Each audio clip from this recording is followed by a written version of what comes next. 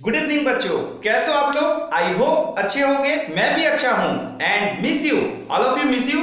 और देखते हैं, हम लोग स्टोर लेजर अकाउंट सीख रहे थे, कॉस्ट का नंबर 1 चैप्टर। उसमें हम लोग दो मेथड सीख चुके थे, एक है फीफो मेथड और एक लिफो मेथड। अब हम लोग सीखेंगे सिंपल एवरेज प्राइस मेथड और बाकी का रह जाएगा वेटेड एवरेज प्राइस मेथड। ये दोनों मेथड हम लोग को सीखना है, इसी के साथ हमारा स्टोर लेजर अकाउंट फिनिश हो जाएगा। तो सबसे पहले आज हम लोग देख लेते हैं थर्ड नंबर मेथड, तीसरा नंबर जो मेथड है सिंपल एवरेज प्राइस मेथड। बहुत ही सिंपल है, सिंपल नाम से ही सिंपल पता चलता है, बस थोड़ा सा समझना है, समझने में ही काम हो जाएगा। समझने से क्या है, देखो ना, देखना है उसमें एवरेज वर्ड है। एवरेज का मतलब सिंपल एवरेज प्राइस मेथड। अभी हम लोग सीखेंगे under simple average price method. Simple average का मतलब होता है औसत, जो क्लास 7 में या 6 में आप लोगों ने मैथमेटिक्स में सीखा होगा। मैथमेटिक्स में सीखा होगा औसत का मतलब क्या होता है। अगर मान के चलो कि 8 है, प्लस में 8 है, सॉरी 8 नंबर है, 12 है और 10 है। ये 3 नंबर है आपके पास, 8 10 12 या 8 हाँ 8 10 और 12, ये 3 नंबर है। तब अगर तीनों नंबर को अगर हम लोग को औसत निकालने बोले जाए तो क्या करते हैं, 8 प्लस 10 प्लस 12, ये तीनों को 1 2 3, 3 नंबर है, 1 2 3, 1 2 3 से डिवाइड कर देना है, कुछ नहीं करना है, ऊपर में जोड़ देना है। ऊपर में जोड़ने से 30 आएगा, नीचे 3 से डिवाइड करने से 10 आता है, यानी इन तीनों नंबर का औसत कितना हुआ, 10 हुआ। ठीक है, उसी तरह से अगर हम लोग आगे निकालना दूसरा चाहेंगे तो यहाँ पे दूसरा अगर नंबर है, अगर इन दोनों का सिर्फ नंबर है 8 और 12 का औसत निकालने बोला जाए तो 8 और 12, तो 8 प्लस 12 कितना नंबर है, 1 2 से डिवाइड। कहने का मतलब जितना भी नंबर है सबको जोड़ देना है और जितना नंबर है उसको काउंट कर लेना है, उससे डिवाइड कर देना है, बस यही सिंपल है। औसत वैसे ही निकलता है। और यहां पर भी इस चैप्टर में ये सिंपल एवरेज प्राइस मेथड जो मेथड है हमारा स्टोर लेजर प्रिपेयर करने का, इसमें भी हम लोग उसी मेथड में उसी सिस्टम को समझेंगे कि एवरेज कैसे निकालते हैं। एवरेज किसका निकालना है, क्वांटिटी का? नो, रेट का।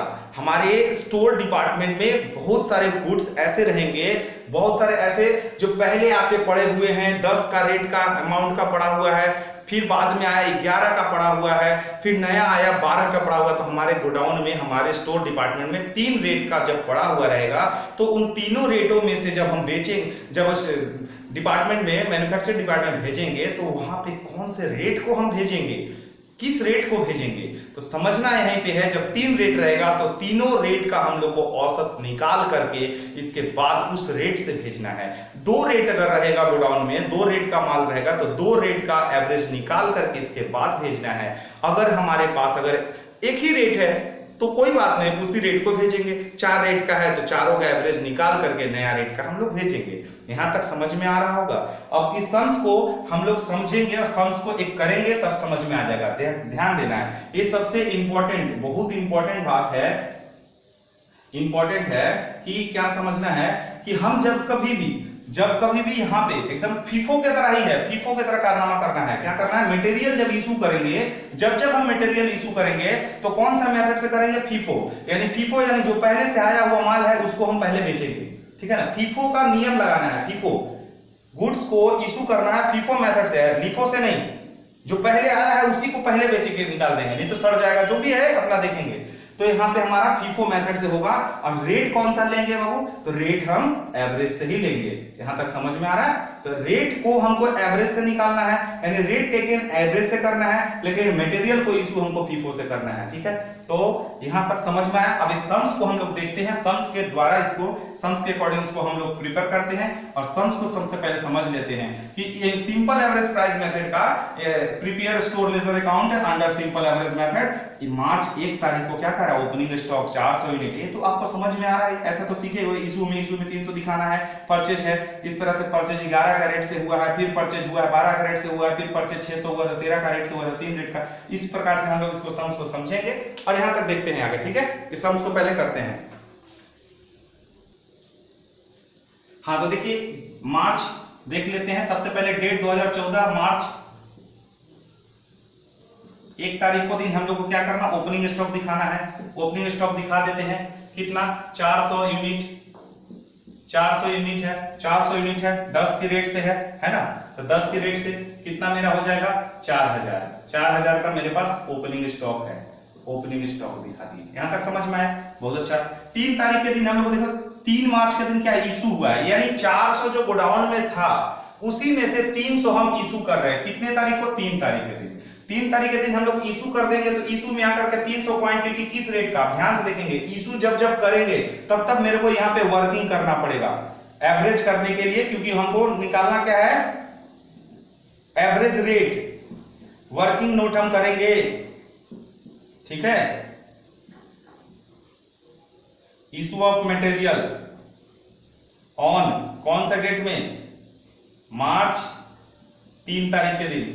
अब बताइए कौन सा रेट में हमारे पास पहले से कौन सा रेट का माल पड़ा हुआ है, 10 का रेट का माल पड़ा हुआ, तो जाहिर सी बात है हमारा जो माल का रेट जो निकलेगा वो 10 का है। अगर 2 रहता तो दो रेट रहता, मान के चलो 10 और 12 रहता तो दोनों का एवरेज करके यहाँ पे निकालते, लेकिन एक ही रेट है तो एक ही का एवरेज निकालेंगे। एक का एवरेज कैसे निकलेगा, एक ही रेट है तो 1 से डिवाइड होगा, 1 से डिवाइड होता तो मतलब तो 10 ही आता है, इसीलिए 10 का ही रेट से हम इसको इशू करेंगे। जब जब इशू करेंगे तब तब हमारा रेट यहाँ पे वर्किंग करके दिखाएंगे, ठीक है। 1 नंबर हो गया। तो ये 3000 का माल हमें इशू कर दिया। अब यहाँ पे सबसे बड़ी चीज है एवरेज प्राइस मेथड में क्या करना है और वेटेड में क्या करना है, दोनों सेम है, कुछ करना नहीं है। जब इशू करेंगे तो टोटल अमाउंट से इसका जो एवरेज करके जो निकला है उसका टोटल अमाउंट इसका माइनस करके इसके बाद यहां लिखना है। ऐसा नहीं कि यहां से 100 बच गया है तो किस रेट का बचा है, तो 10 का रेट से बचा है तो इसका गुना करने से भी तो 1000 ही आता है। आता तो है, लेकिन हम लोग को दूसरे पोजीशन में अगर फंसेंगे तो उससे अच्छा है हम लोगों को समझना है कि टोटल अमाउंट से टोटल अमाउंट यहां माइनस करके इशू करेंगे तो यहां से यहां माइनस करके तब यहां लिखेंगे, ठीक है। परचेज करेंगे तो यहां से लेकर के यहां तक जोड़ के इसके बाद टोटल अमाउंट में भरेंगे। परचेज में टोटल अमाउंट जोड़ करके भरेंगे। देखते हैं आगे समझ में आ जाएगा। तो ये 2-3 तारीख का हो गया। 5 तारीख के दिन हम लोग परचेज कर रहे हैं, देखेंगे आप 5 तारीख के दिन परचेज कर रहे हैं, क्या हो कितना कर रहे हैं 600 खरीद रहे हैं। तो किस रेट में खरीद रहे हैं बाबू, देखो 11 का रेट में, तो 11 का रेट में खरीद रहा है तो 6600 का हो गया कि नहीं, 6600 का 6600। अब बताओ बाबू कि तुम्हारे पास गोडाउन में कितने माल थे, पहले से कितने बचे हुए थे 100, ठीक है 100। अब कितने हो गए 600, तो टोटल मिल करके किस रेट कितना हो गया 700 हो गया गोडाउन में। ए है 10 का रेट से, ए है नया वाला 11 का रेट से। अब बताओ यहाँ पे टोटल क्या लिखोगे, नहीं ऐसे यहाँ पे कैलकुलेशन करके नहीं लिखना है, इसका टोटल अमाउंट से इसका टोटल अमाउंट ऐड कर देना है। इसका टोटल अमाउंट से टोटल अमाउंट ऐड करके 1000 और यहाँ पे लिख देना है 7600, बस ऐसे। अगर इशू होगा तो टोटल अमाउंट से टोटल अमाउंट माइनस होकर के यहाँ लिखाएगा, और परचेज होगा तो यहाँ से यहाँ तक ऐड होकर के यहाँ लिखाएगा। लेकिन बाद बाकी सब काम वैसे ही होगा। उसी तरह से यहाँ पे 5 तारीख का काम हो गया तो 7 तारीख वाला में इशू देखते हैं 500 है। 7 तारीख के दिन इशू कितना है 500 है। तो हम इसमें से फीफो मेथड से ही इशू करना है, तो फीफो में से 500 अगर हम इशू करेंगे तो 500 में से हम कैसे इशू करेंगे, जाहिर सी बात है 100 वाला हम इसको इशू कर देंगे और 400 भी इसमें से इशू कर देंगे। तो 500 मेरा हो जाएगा। 100 जो है वो किस रेट का है 10 का है और 400 किसका है 11 का है। जब 2 रेट है मेरे पास तो 2 रेट को हम क्या करते हैं इशू जब करेंगे तब हम एवरेज मार्किंग करके एवरेज करके एक ही रेट निकाल करके करेंगे। तो यहाँ पे हम दूसरा एक इशू दिखाते हैं, इशू ऑफ मटेरियल ऑन कितना तारीख को है इशू कर रहे हैं 7 तारीख के दिन 7/3। इसके बाद कैसे 7/3 को कैसे दिखाना है हमको, कितना रेट है, एक है 10 और एक है 11, ठीक है। 2 से डिवाइड करने से 10.5 होता है, कितना होता है 10.5, ठीक है ना। 21 होता है, 21 को अगर 2 से डिवाइड करो तो 10.5 होता है 10.5, ठीक है। तो हमारे पास 10.5 निकला। 10.5 को 5 से मल्टीप्लाई करेंगे। 10.5 इसको अगर मल्टीप्लाई कर दिया जाए, ठीक है, तो अब हमारा कितना निकल आएगा 5250, 5250, ठीक है 5250। अब हम जब इशू कर दिया तो टोटल अमाउंट से टोटल अमाउंट इसका टोटल अमाउंट को क्या करेंगे माइनस करेंगे। यहां तक समझ में आ रहा है, इसको माइनस करके यहां लिख देंगे। तो मेरे पास बच कौन जाएगा, कौन सा गुड्स बच गया, इसमें से बच गया 400 इसमें से निकल गया, तो इसमें से कौन सा बच गया 200 बच गया। 200 कौन सा रेट का बच गया 11 का रेट का, लेकिन इसमें से इसको माइनस करके हम यहां लिखेंगे, ठीक है ना। इसमें से इसको माइनस करके हमको लिखना पड़ेगा, नहीं तो फिर गड़बड़ हो जाएगा। 200 इसमें से बचा है, एक्चुअली जगह कम है इसलिए सट जा रहा है, आप समझ लीजिएगा, ठीक है ना। तो यहाँ पे माइनस करने से कितना होता है 2350 हो जाएगा। कितना? 2350।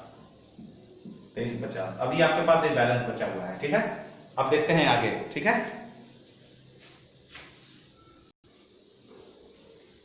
7 तारीख का हो गया। अब देखिए 11 तारीख को दिन परचेज हो रहा है, नहीं परचेज हो रहा है 400 यूनिट 12 के रेट से। 400 यूनिट आप परचेज कर रहे हैं 12 के रेट से, 12 4800 हो गया, ठीक है। अब आपके पास बैलेंस कितना था? टोटल अमाउंट है, इसका टोटल अमाउंट यहाँ पे जोड़ करके नया अमाउंट लिखोगे।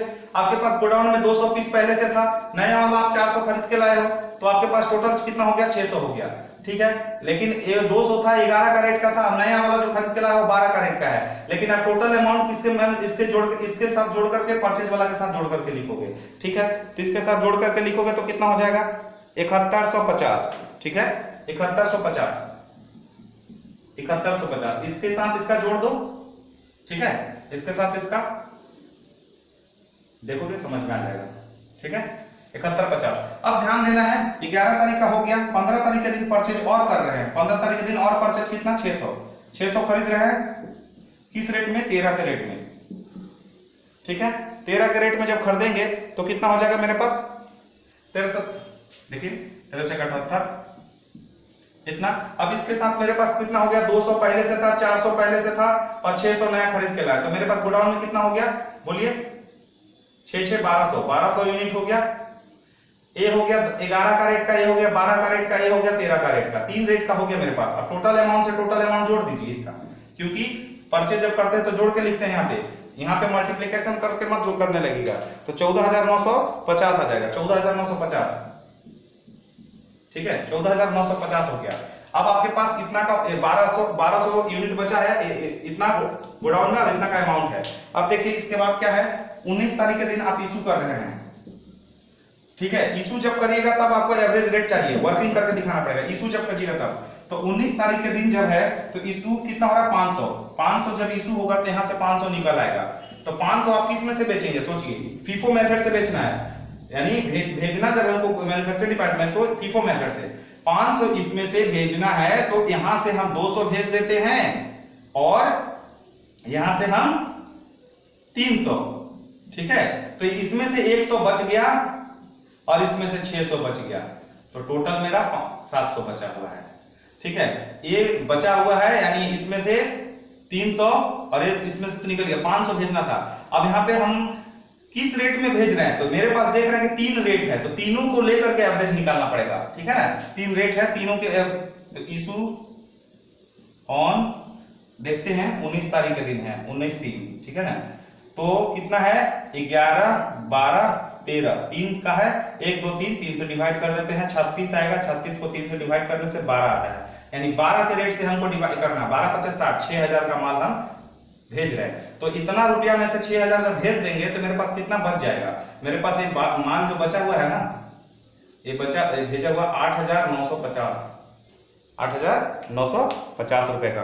अब देखते हैं मेरे पास 700 पीस बचा है, गोडाउन में इतना माल बचा हुआ है, इतना रुपए का। अब देखते हैं लास्ट है 26 तारीख के दिन इशू हो रहा है 300। आप लोग को नीचे है, सम्स दिख नहीं रहा होगा, लेकिन देख लीजिए आपने, इशू 300 है। 26 तारीख के दिन 300 इशू हो रहा है, तो 300 इशू जब होगा तो किस में से होगा?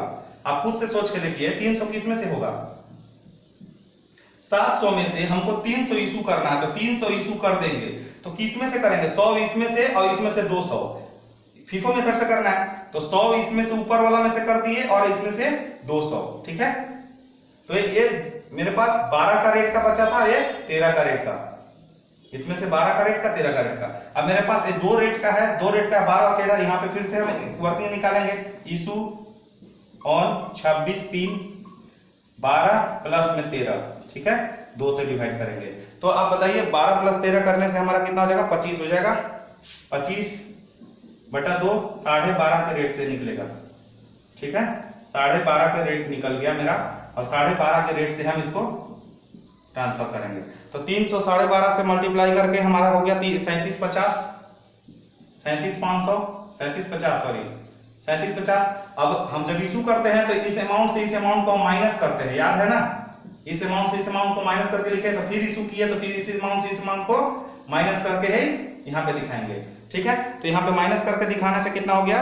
5200। इसमें से अगर इतना माइनस हो जाए तो 5200 बचेगा। 5200 बचा। अब बताइए कि आपके पास कौन सा माल बच गया। इसमें से तो 100 था, यहाँ पे तो आपका पूरा निकल गया। 600 में से 200 आपने पूरा निकाल दिया, क्या बचा 400 बचा। किस रेट का बचा, 13 का रेट का बचा। ठीक है, तो यही हो गया आपका क्लोजिंग स्टॉक, क्वांटिटी इतना 13 का रेट का अमाउंट बचा, ये हो गया value of closing stock, value of closing stock. इसी के साथ आपको ये चैप्टर ये सम्स इसी बेस पर ये आपको दिखाना, वर्किंग नोट इसमें दिखाना बहुत जरूरी है। आप किस तरह से रेट को निकाल रहे हैं इसको नोट कीजिए, अब समझने का कोशिश कीजिए। अगर कुछ भी डाउट होता है, कुछ भी प्रॉब्लम है, तो आप हमसे विशेष कर पूछ सकते हैं। ठीक है, आई होप समझ में आया होगा। कुछ नहीं करना है, अमाउंट जब इशू होगा तो इशू के लिए रेट निकालना है और फीफो मेथड से ही करना है। ध्यान रहे, फीफो मेथड से ही करना है इसको। ठीक है, और अमाउंट को टोटल परचेज जब करेंगे तो टोटल अमाउंट से मैं इसको परचेज वाला अमाउंट उसके साथ ऐड करके लिखेंगे, इशू करेंगे तो उसके साथ लेस करके लिखेंगे। ठीक है।